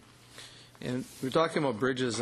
Champlain Bridge is very important, and another crossing that, as Vice Chair Canada-U.S., is the Detroit River International Crossing Project. And I met with some fellows on Wednesday at dinner, and Monday I met with the U.S. ambassador, and he mentioned the Detroit's governor had indicated the project is definitely going to go ahead, but maybe you could share with the department's actions on this file to date and what the future holds for. I know it's very important for, as a member of our trade, we got a couple of trade committee members here, and one of the busiest crossing in Canada. It definitely is the busiest crossing, and the volumes that that bridge carries is a major issue for Canada. And the government has been very focused on this one for many the governments have been very focused on this for many years. And I believe that this is one issue that unites everybody in Parliament. And there has been a lot of investment on the Canadian side, working with the province of Ontario. Money has been earmarked from both governments for the highway extension that's being done leading to the new bridge. We have extended quite a lot of assistance to the Michigan government. Our ministers have met with Governor Snyder. While we are disappointed that the legislature hasn't finalized a vote, the governor definitely is very focused on proceeding with this bridge. And from Canada's perspective, I believe that both federal and provincial governments are doing everything that's possible to make sure that this project goes ahead. Thank you very much. And now it is my turn in my regular spot, and the clerk will make sure that I don't exceed 5 minutes. My concern has to do with the $145 million transferred out of the Green Infrastructure Fund. And my concern, I guess, is a matter of timing. It's very clear in the Financial Administration Act that all expenditures require parliamentary approval. And my impression is that these did not get parliamentary approval, and that Parliament was not even informed until after the fact. So I guess one way to ask the question is, at what point were the $145 million transferred, approximately what date, and what was the first date when parliamentarians were informed of this transfer? I think it's going to be really important to differentiate the government's decision to allocate money, reallocate money, versus when the monies would be approved by Parliament. So there is a, in the, maybe if Sue or John, if you want to cover, because there's more to come in the future years. No, but it's a simple question. The $145 million was transferred. When did that happen? When was that decision made? And when were parliamentarians informed? So I really just need 2 dates. Sure. There are 2 decisions by Treasury Board, approved by Treasury Board to transfer money out of the Green Infrastructure Fund, June 17th and September 30th. The first approval of June 17th and September. Oh, sorry, 2010. Sorry, 2010. Mr. Chair. In November 2010, Parliament approved the first of those transfers, $25 million, out of the Green Infrastructure Fund to Natural Resources Canada for their forest industry transformation program. Right. 25 of about $100 million. And the $145 million remaining? It's not all yet gone through Parliament yet. So you, for example, in Subs B, tabled this fall, included in there is a transfer of $4.5 million out of about $22 million to Aboriginal and Northern Development Canada for environmental assessment work in the But the decision by Treasury Board. Yes, the government's taken a policy decision. The transfers will occur to Parliament in the main estimates or in supplementary estimates. So in the main estimates, as Yaprak mentioned, there was transfers for this fiscal year approved in June. So there were reprofilings of the fund and some transfers out. The money needed for this fiscal year. So let me just clarify. The Treasury Board decisions in June and September of 2010 approved the transfers of the $145 million, or $170 million, yes. Okay. And parliamentarians discovered that that had happened in the case of $25 million in 2010, and we discovered that at some point in 2011. No, excuse me. So the first phase of the money that needed to be transferred for the fiscal year 2010-11 was $25 million to Natural Resources. That was in our supplementary estimates B last year, and that was voted and approved. Not all of the $145 million has been transferred through the estimates process. Has any of it been transferred? Yes. Has any of the $145 million been transferred? Yes, the $25 million for NRCan. Yes. And then in June, when Parliament approved the main estimates, all right, there was an additional $25 million again for this fiscal year to Natural Resources, and $15 million to Economic Development Quebec for some of their projects. So you've now approved $40 million in June on top of the 25. That's 65. In the SUPs this fall, in November, you're about to approve. We've been asked Parliament for approval to transfer about $5 million to Aboriginal Affairs and Northern Development for the Beaufort, and that will be voted on and approved or rejected by Parliament. The rest will be voted through the main estimates process each year on an annual basis. And in Part 3 of our estimate in June, we identified the full cost of what was being proposed to be transferred out. And Parliament voted a first phase of that amount in the main My estimate. time is soon to expire. Can I just ask you? Sure. I think you mentioned 4 departments. But I think in public documents we can only identify 2, those being NRCan and Quebec No, 4 priorities. Economic Agency. 3 departments. Can you tell us what the 4 Sure. departments are? There's 3 departments. So Natural Resources Canada for their Forest Industry Transformation Program.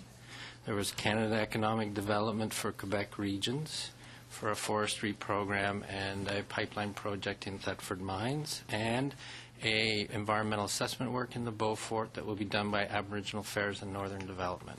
Thank you very much, and my time is up. Scott Armstrong. Thank you very much, Mr. Chair, and thank you all for your presentations. I'm the only member from Atlantic Canada on this committee, so my questions are going to focus a lot on the East Coast. First, on the Green Infrastructure Fund, you talked about some projects that have already been approved, some are underway. Are there any of those projects in Atlantic Canada that have been approved? We did have one project that we had approved with the City of Moncton for district energy heating systems, but in the end the City Council decided that they couldn't actually afford to go ahead with it, so they withdrew the project. So at this point there are no others in Atlantic. Have you had any applications for projects from municipalities or other bodies in Atlantic Canada? Yes, I couldn't give you a number or a listing, but I know for sure there are others. Can you maybe provide me a couple of reasons why they may have been rejected? What's causing some problems not to get funding? Or is it a variety of reasons? It's a variety of reasons. It's a merit-based program. It's not like Building Canada where there's an allocation of the fund to each province per capita, and then we sit down and negotiate with the province which projects would be supported. We have several projects. We have a tidal power project with some undersea cables. We have a planned a massive hydropower project from Lower Churchill Falls with undersea cables, both connecting Labrador to Newfoundland and Newfoundland to Nova Scotia. Has there been any contact with those bodies for funding from the Green Fund? I do not believe we've had any discussion around the Lower Churchill project because the government had already extended loan guarantees for that project. There was a early proposal from a tidal power as a demonstration project, but we weren't in the business of doing demonstration projects under this fund. It doesn't invest in kind of trials of technology and demonstration. It needs to be more proven. So when and I'm quite familiar with the tidal project. So when the tidal power project in the Bay of Fundy gets past the demonstration mode, and they're looking to actually do some permanent things there, would that be the type of project the Green Infrastructure Fund could fund? I'm not saying would you fund it, but could we look there for money? It could potentially be funded, but at this point there's very limited money left in the fund for any major new projects. So right now there's limited money left in the fund, and not one project went to Atlantic Canada, as far as we know. We had the one with Moncton, but they withdrew. But they did the backup. Okay, thank you. Marine Atlantic, you're asking for $1.5 million, and what's that money for? Mr. Chair, the $1.5 million is funding out of the Infrastructure Stimulus Fund to complete the North Sydney Alternate Dock Upgrade Project. This is remaining work. An amount of $9 million had been authorized out of the Infrastructure Stimulus Fund for this project. Funds had already been allocated in 2009-10, I think an amount of $260,000.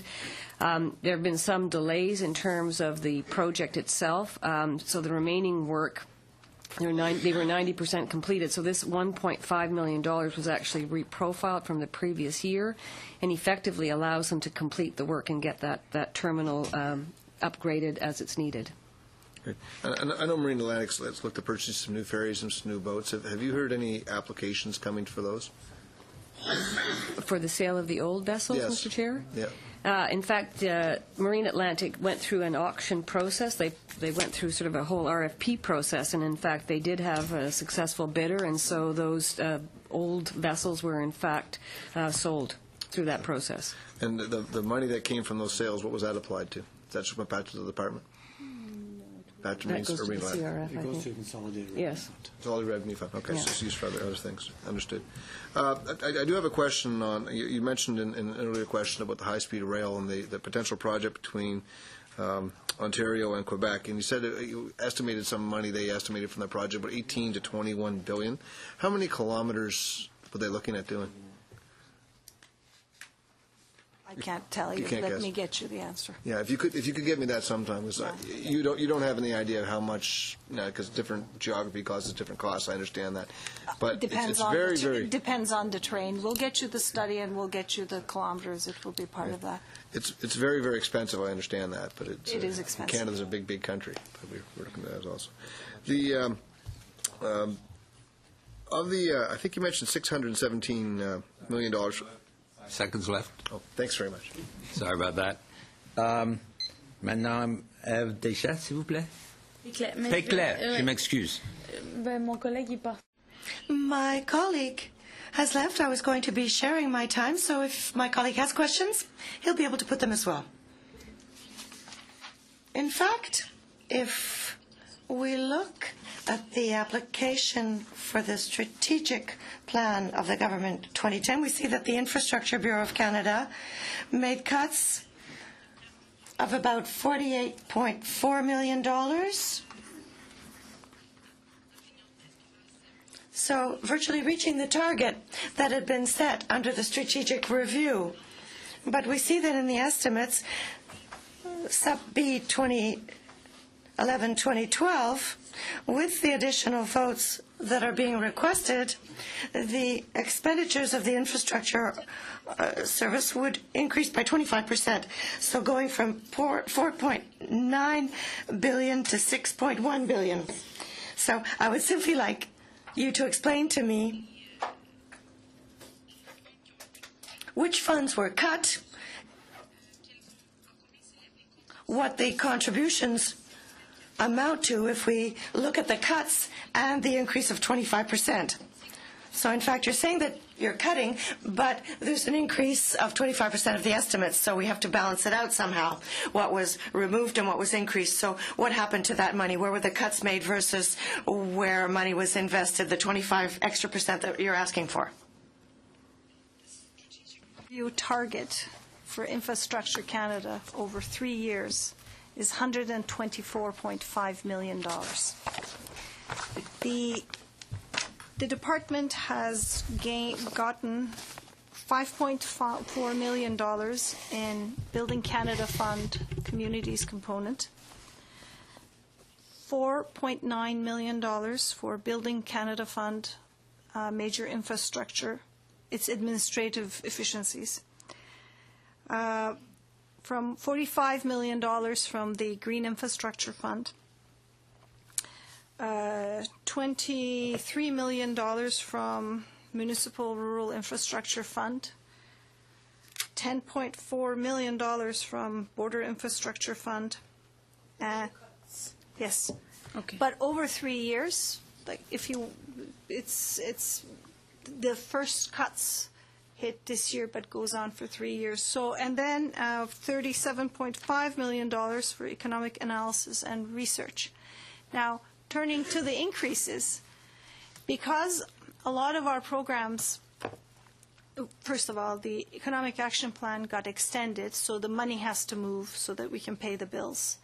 So it's the nature of the infrastructure programs is that we only pay when the bills come. So given that the programs got extended, so we have till January 31st to get the final bills. So that's when we pay the bills. So that would be the increase. Is there anything else to clarify? No? Ouais, bah, vas-y. Okay. 2 minutes, very well. Under vote 1B, as well as 5B and 10B, the Department of Transport would receive additional funding of more than $76 million. Funding for the agreements with the First Nations with regard to the development of Prince Rupert, the harbour, represents the highest amount under that supplementary budget, these supplementary estimates. We saw a recent case with Ottawa Pascat that we must remain skeptical with regard to the use of monies in such situations. So I'm asking you, first of all, why, and what is involved under this agreement with the First Nations? There's two entries in the estimates. One is $16.2 million for grants and contributions, and $50,000 for the department operating. So this one is that Port of Prince Rupert, they are doing expansions. And in order to do the expansions, they have gone into negotiations with 3 First Nations. And this one is the agreement with the First Nations to pay the Government of Canada's commitment. It is Port of Prince Rupert is a very important port, and the expansion is necessary to accommodate the volumes that they're experiencing. And this initiative is very much part of the Asia-Pacific Gateway initiative that the government has. D'accord. 5 minutes et 15 secondes. C'est bon. 5 minutes, 15 seconds, that's what you got. Mr. Trottier, please. Thank you, witnesses, for coming in today answering our questions. I wanted to ask some questions about the Building Canada Fund, please. And just for my own edification, are the Building Canada funds embedded in line 55B of the Office of Infrastructure Canada, the big number of $4.7 billion with the $990 million of supplemental estimates? Is that where Building Canada funds reside? Yes, vote 55 is our contribution vote, so it would include the range of programs we have, so Building Canada, green infrastructure. Okay. And I understand the need for Building Canada to resort to supplemental estimates, given that it's construction projects and there's an inherent variability in terms of the timing and expense amounts when it comes to construction projects, and it's always difficult to estimate exactly how much things are going to cost. But I want to understand if, and so I'm sure the Auditor General has weighed in on the expenses related to the Building Canada expenditures in the last couple of years. Could you, without getting into the details, summarize overall the Auditor General's comments on the Building Canada expenditures, please? The Auditor General looked at the Economic Action Plan, and in 2 reports, what has been tabled is that our department has done a very good job in terms of managing the program and ensuring that the costs were controlled, ensuring that appropriate management controls were put in place, and we have done risk-based management of this program.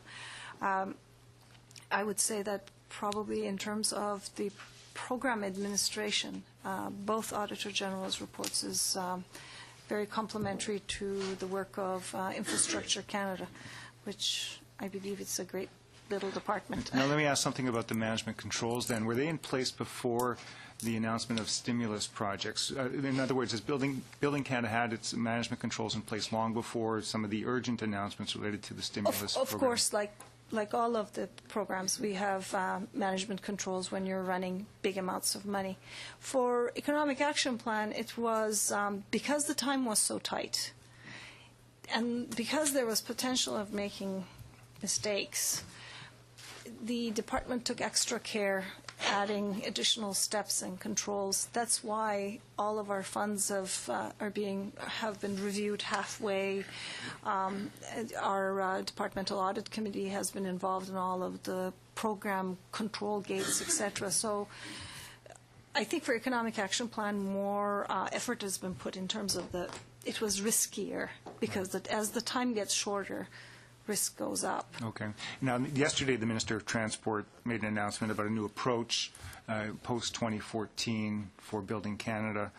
And could you describe how things might be different? You talked about the three-step process of an assessment phase, a prioritization phase, and then a more detailed planning phase. How will that be different from what you had previously with Building Canada? And what's that going to mean in terms of predictability and so on when it comes to future estimates?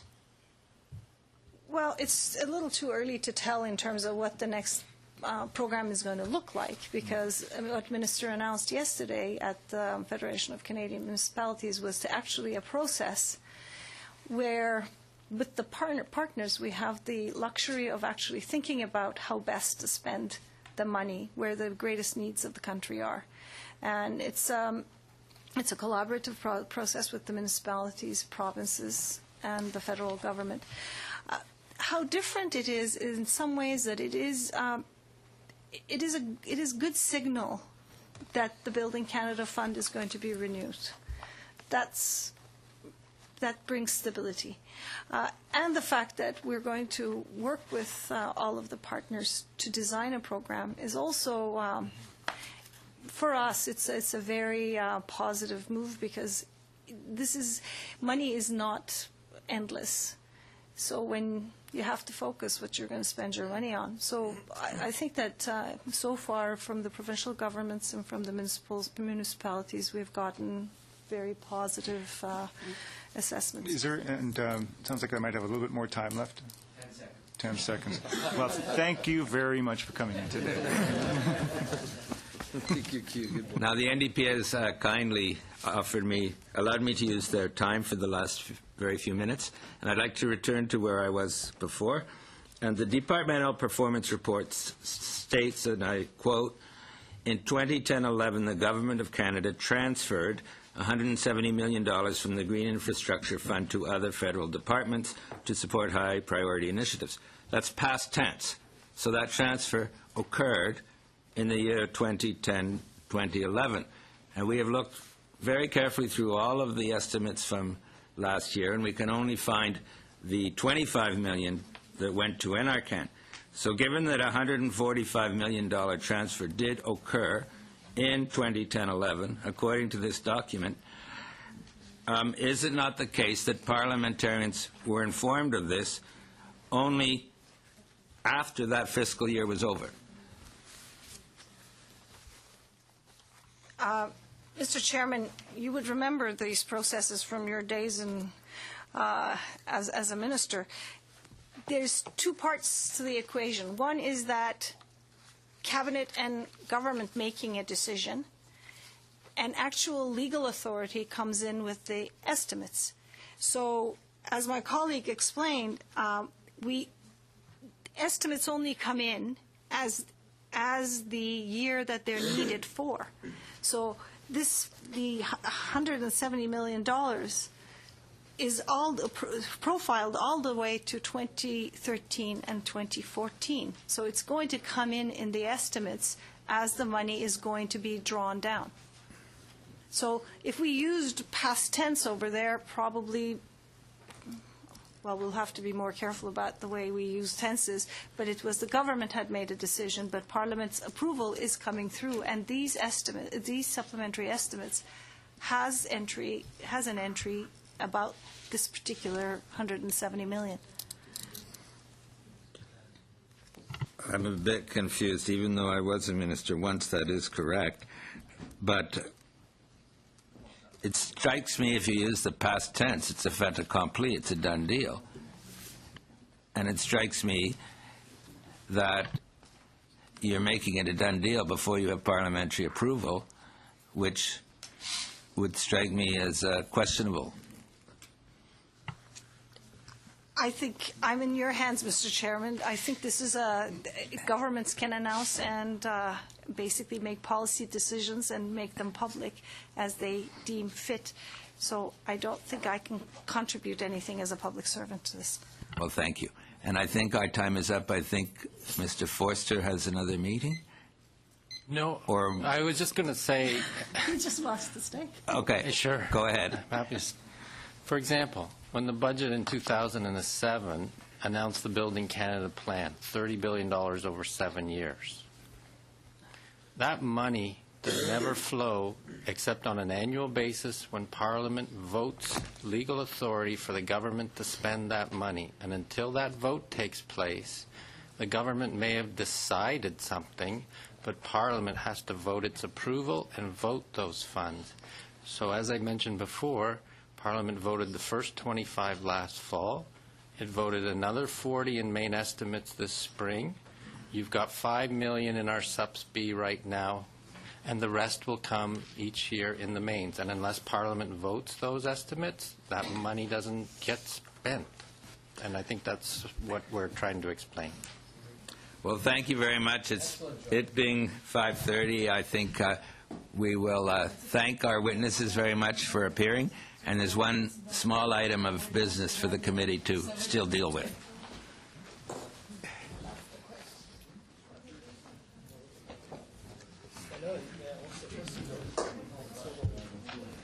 So this is...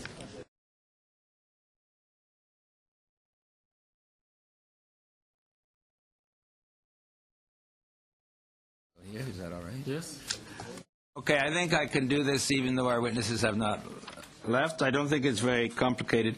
We have to approve a project budget for the Study on Shared Services Canada, and the budget total amounts to $16,500. Any discussion? No. All in favor? I have a question, Mr. Chair. Oh, sorry. Why is it $1,600, just to clarify, $1,600 per person coming from Mississauga? Toronto, is that correct? Maybe the clerk would know. Well, it's the standard price that we use for witnesses that come from the Toronto region. It might be a lot less in that case, as you know. We pay what the witnesses claims to us, and then what we save is returned to the general envelope of the liaison committee for other committee activities for the House of Commons. Don't forget that some people might want to drive to get here, and sometimes they will, for instance, stay overnight in Ottawa. So basically the $1,600 should cover for these possibilities. Yeah. Any further discussion? All in favor? Opposed? Carried? Meeting's over.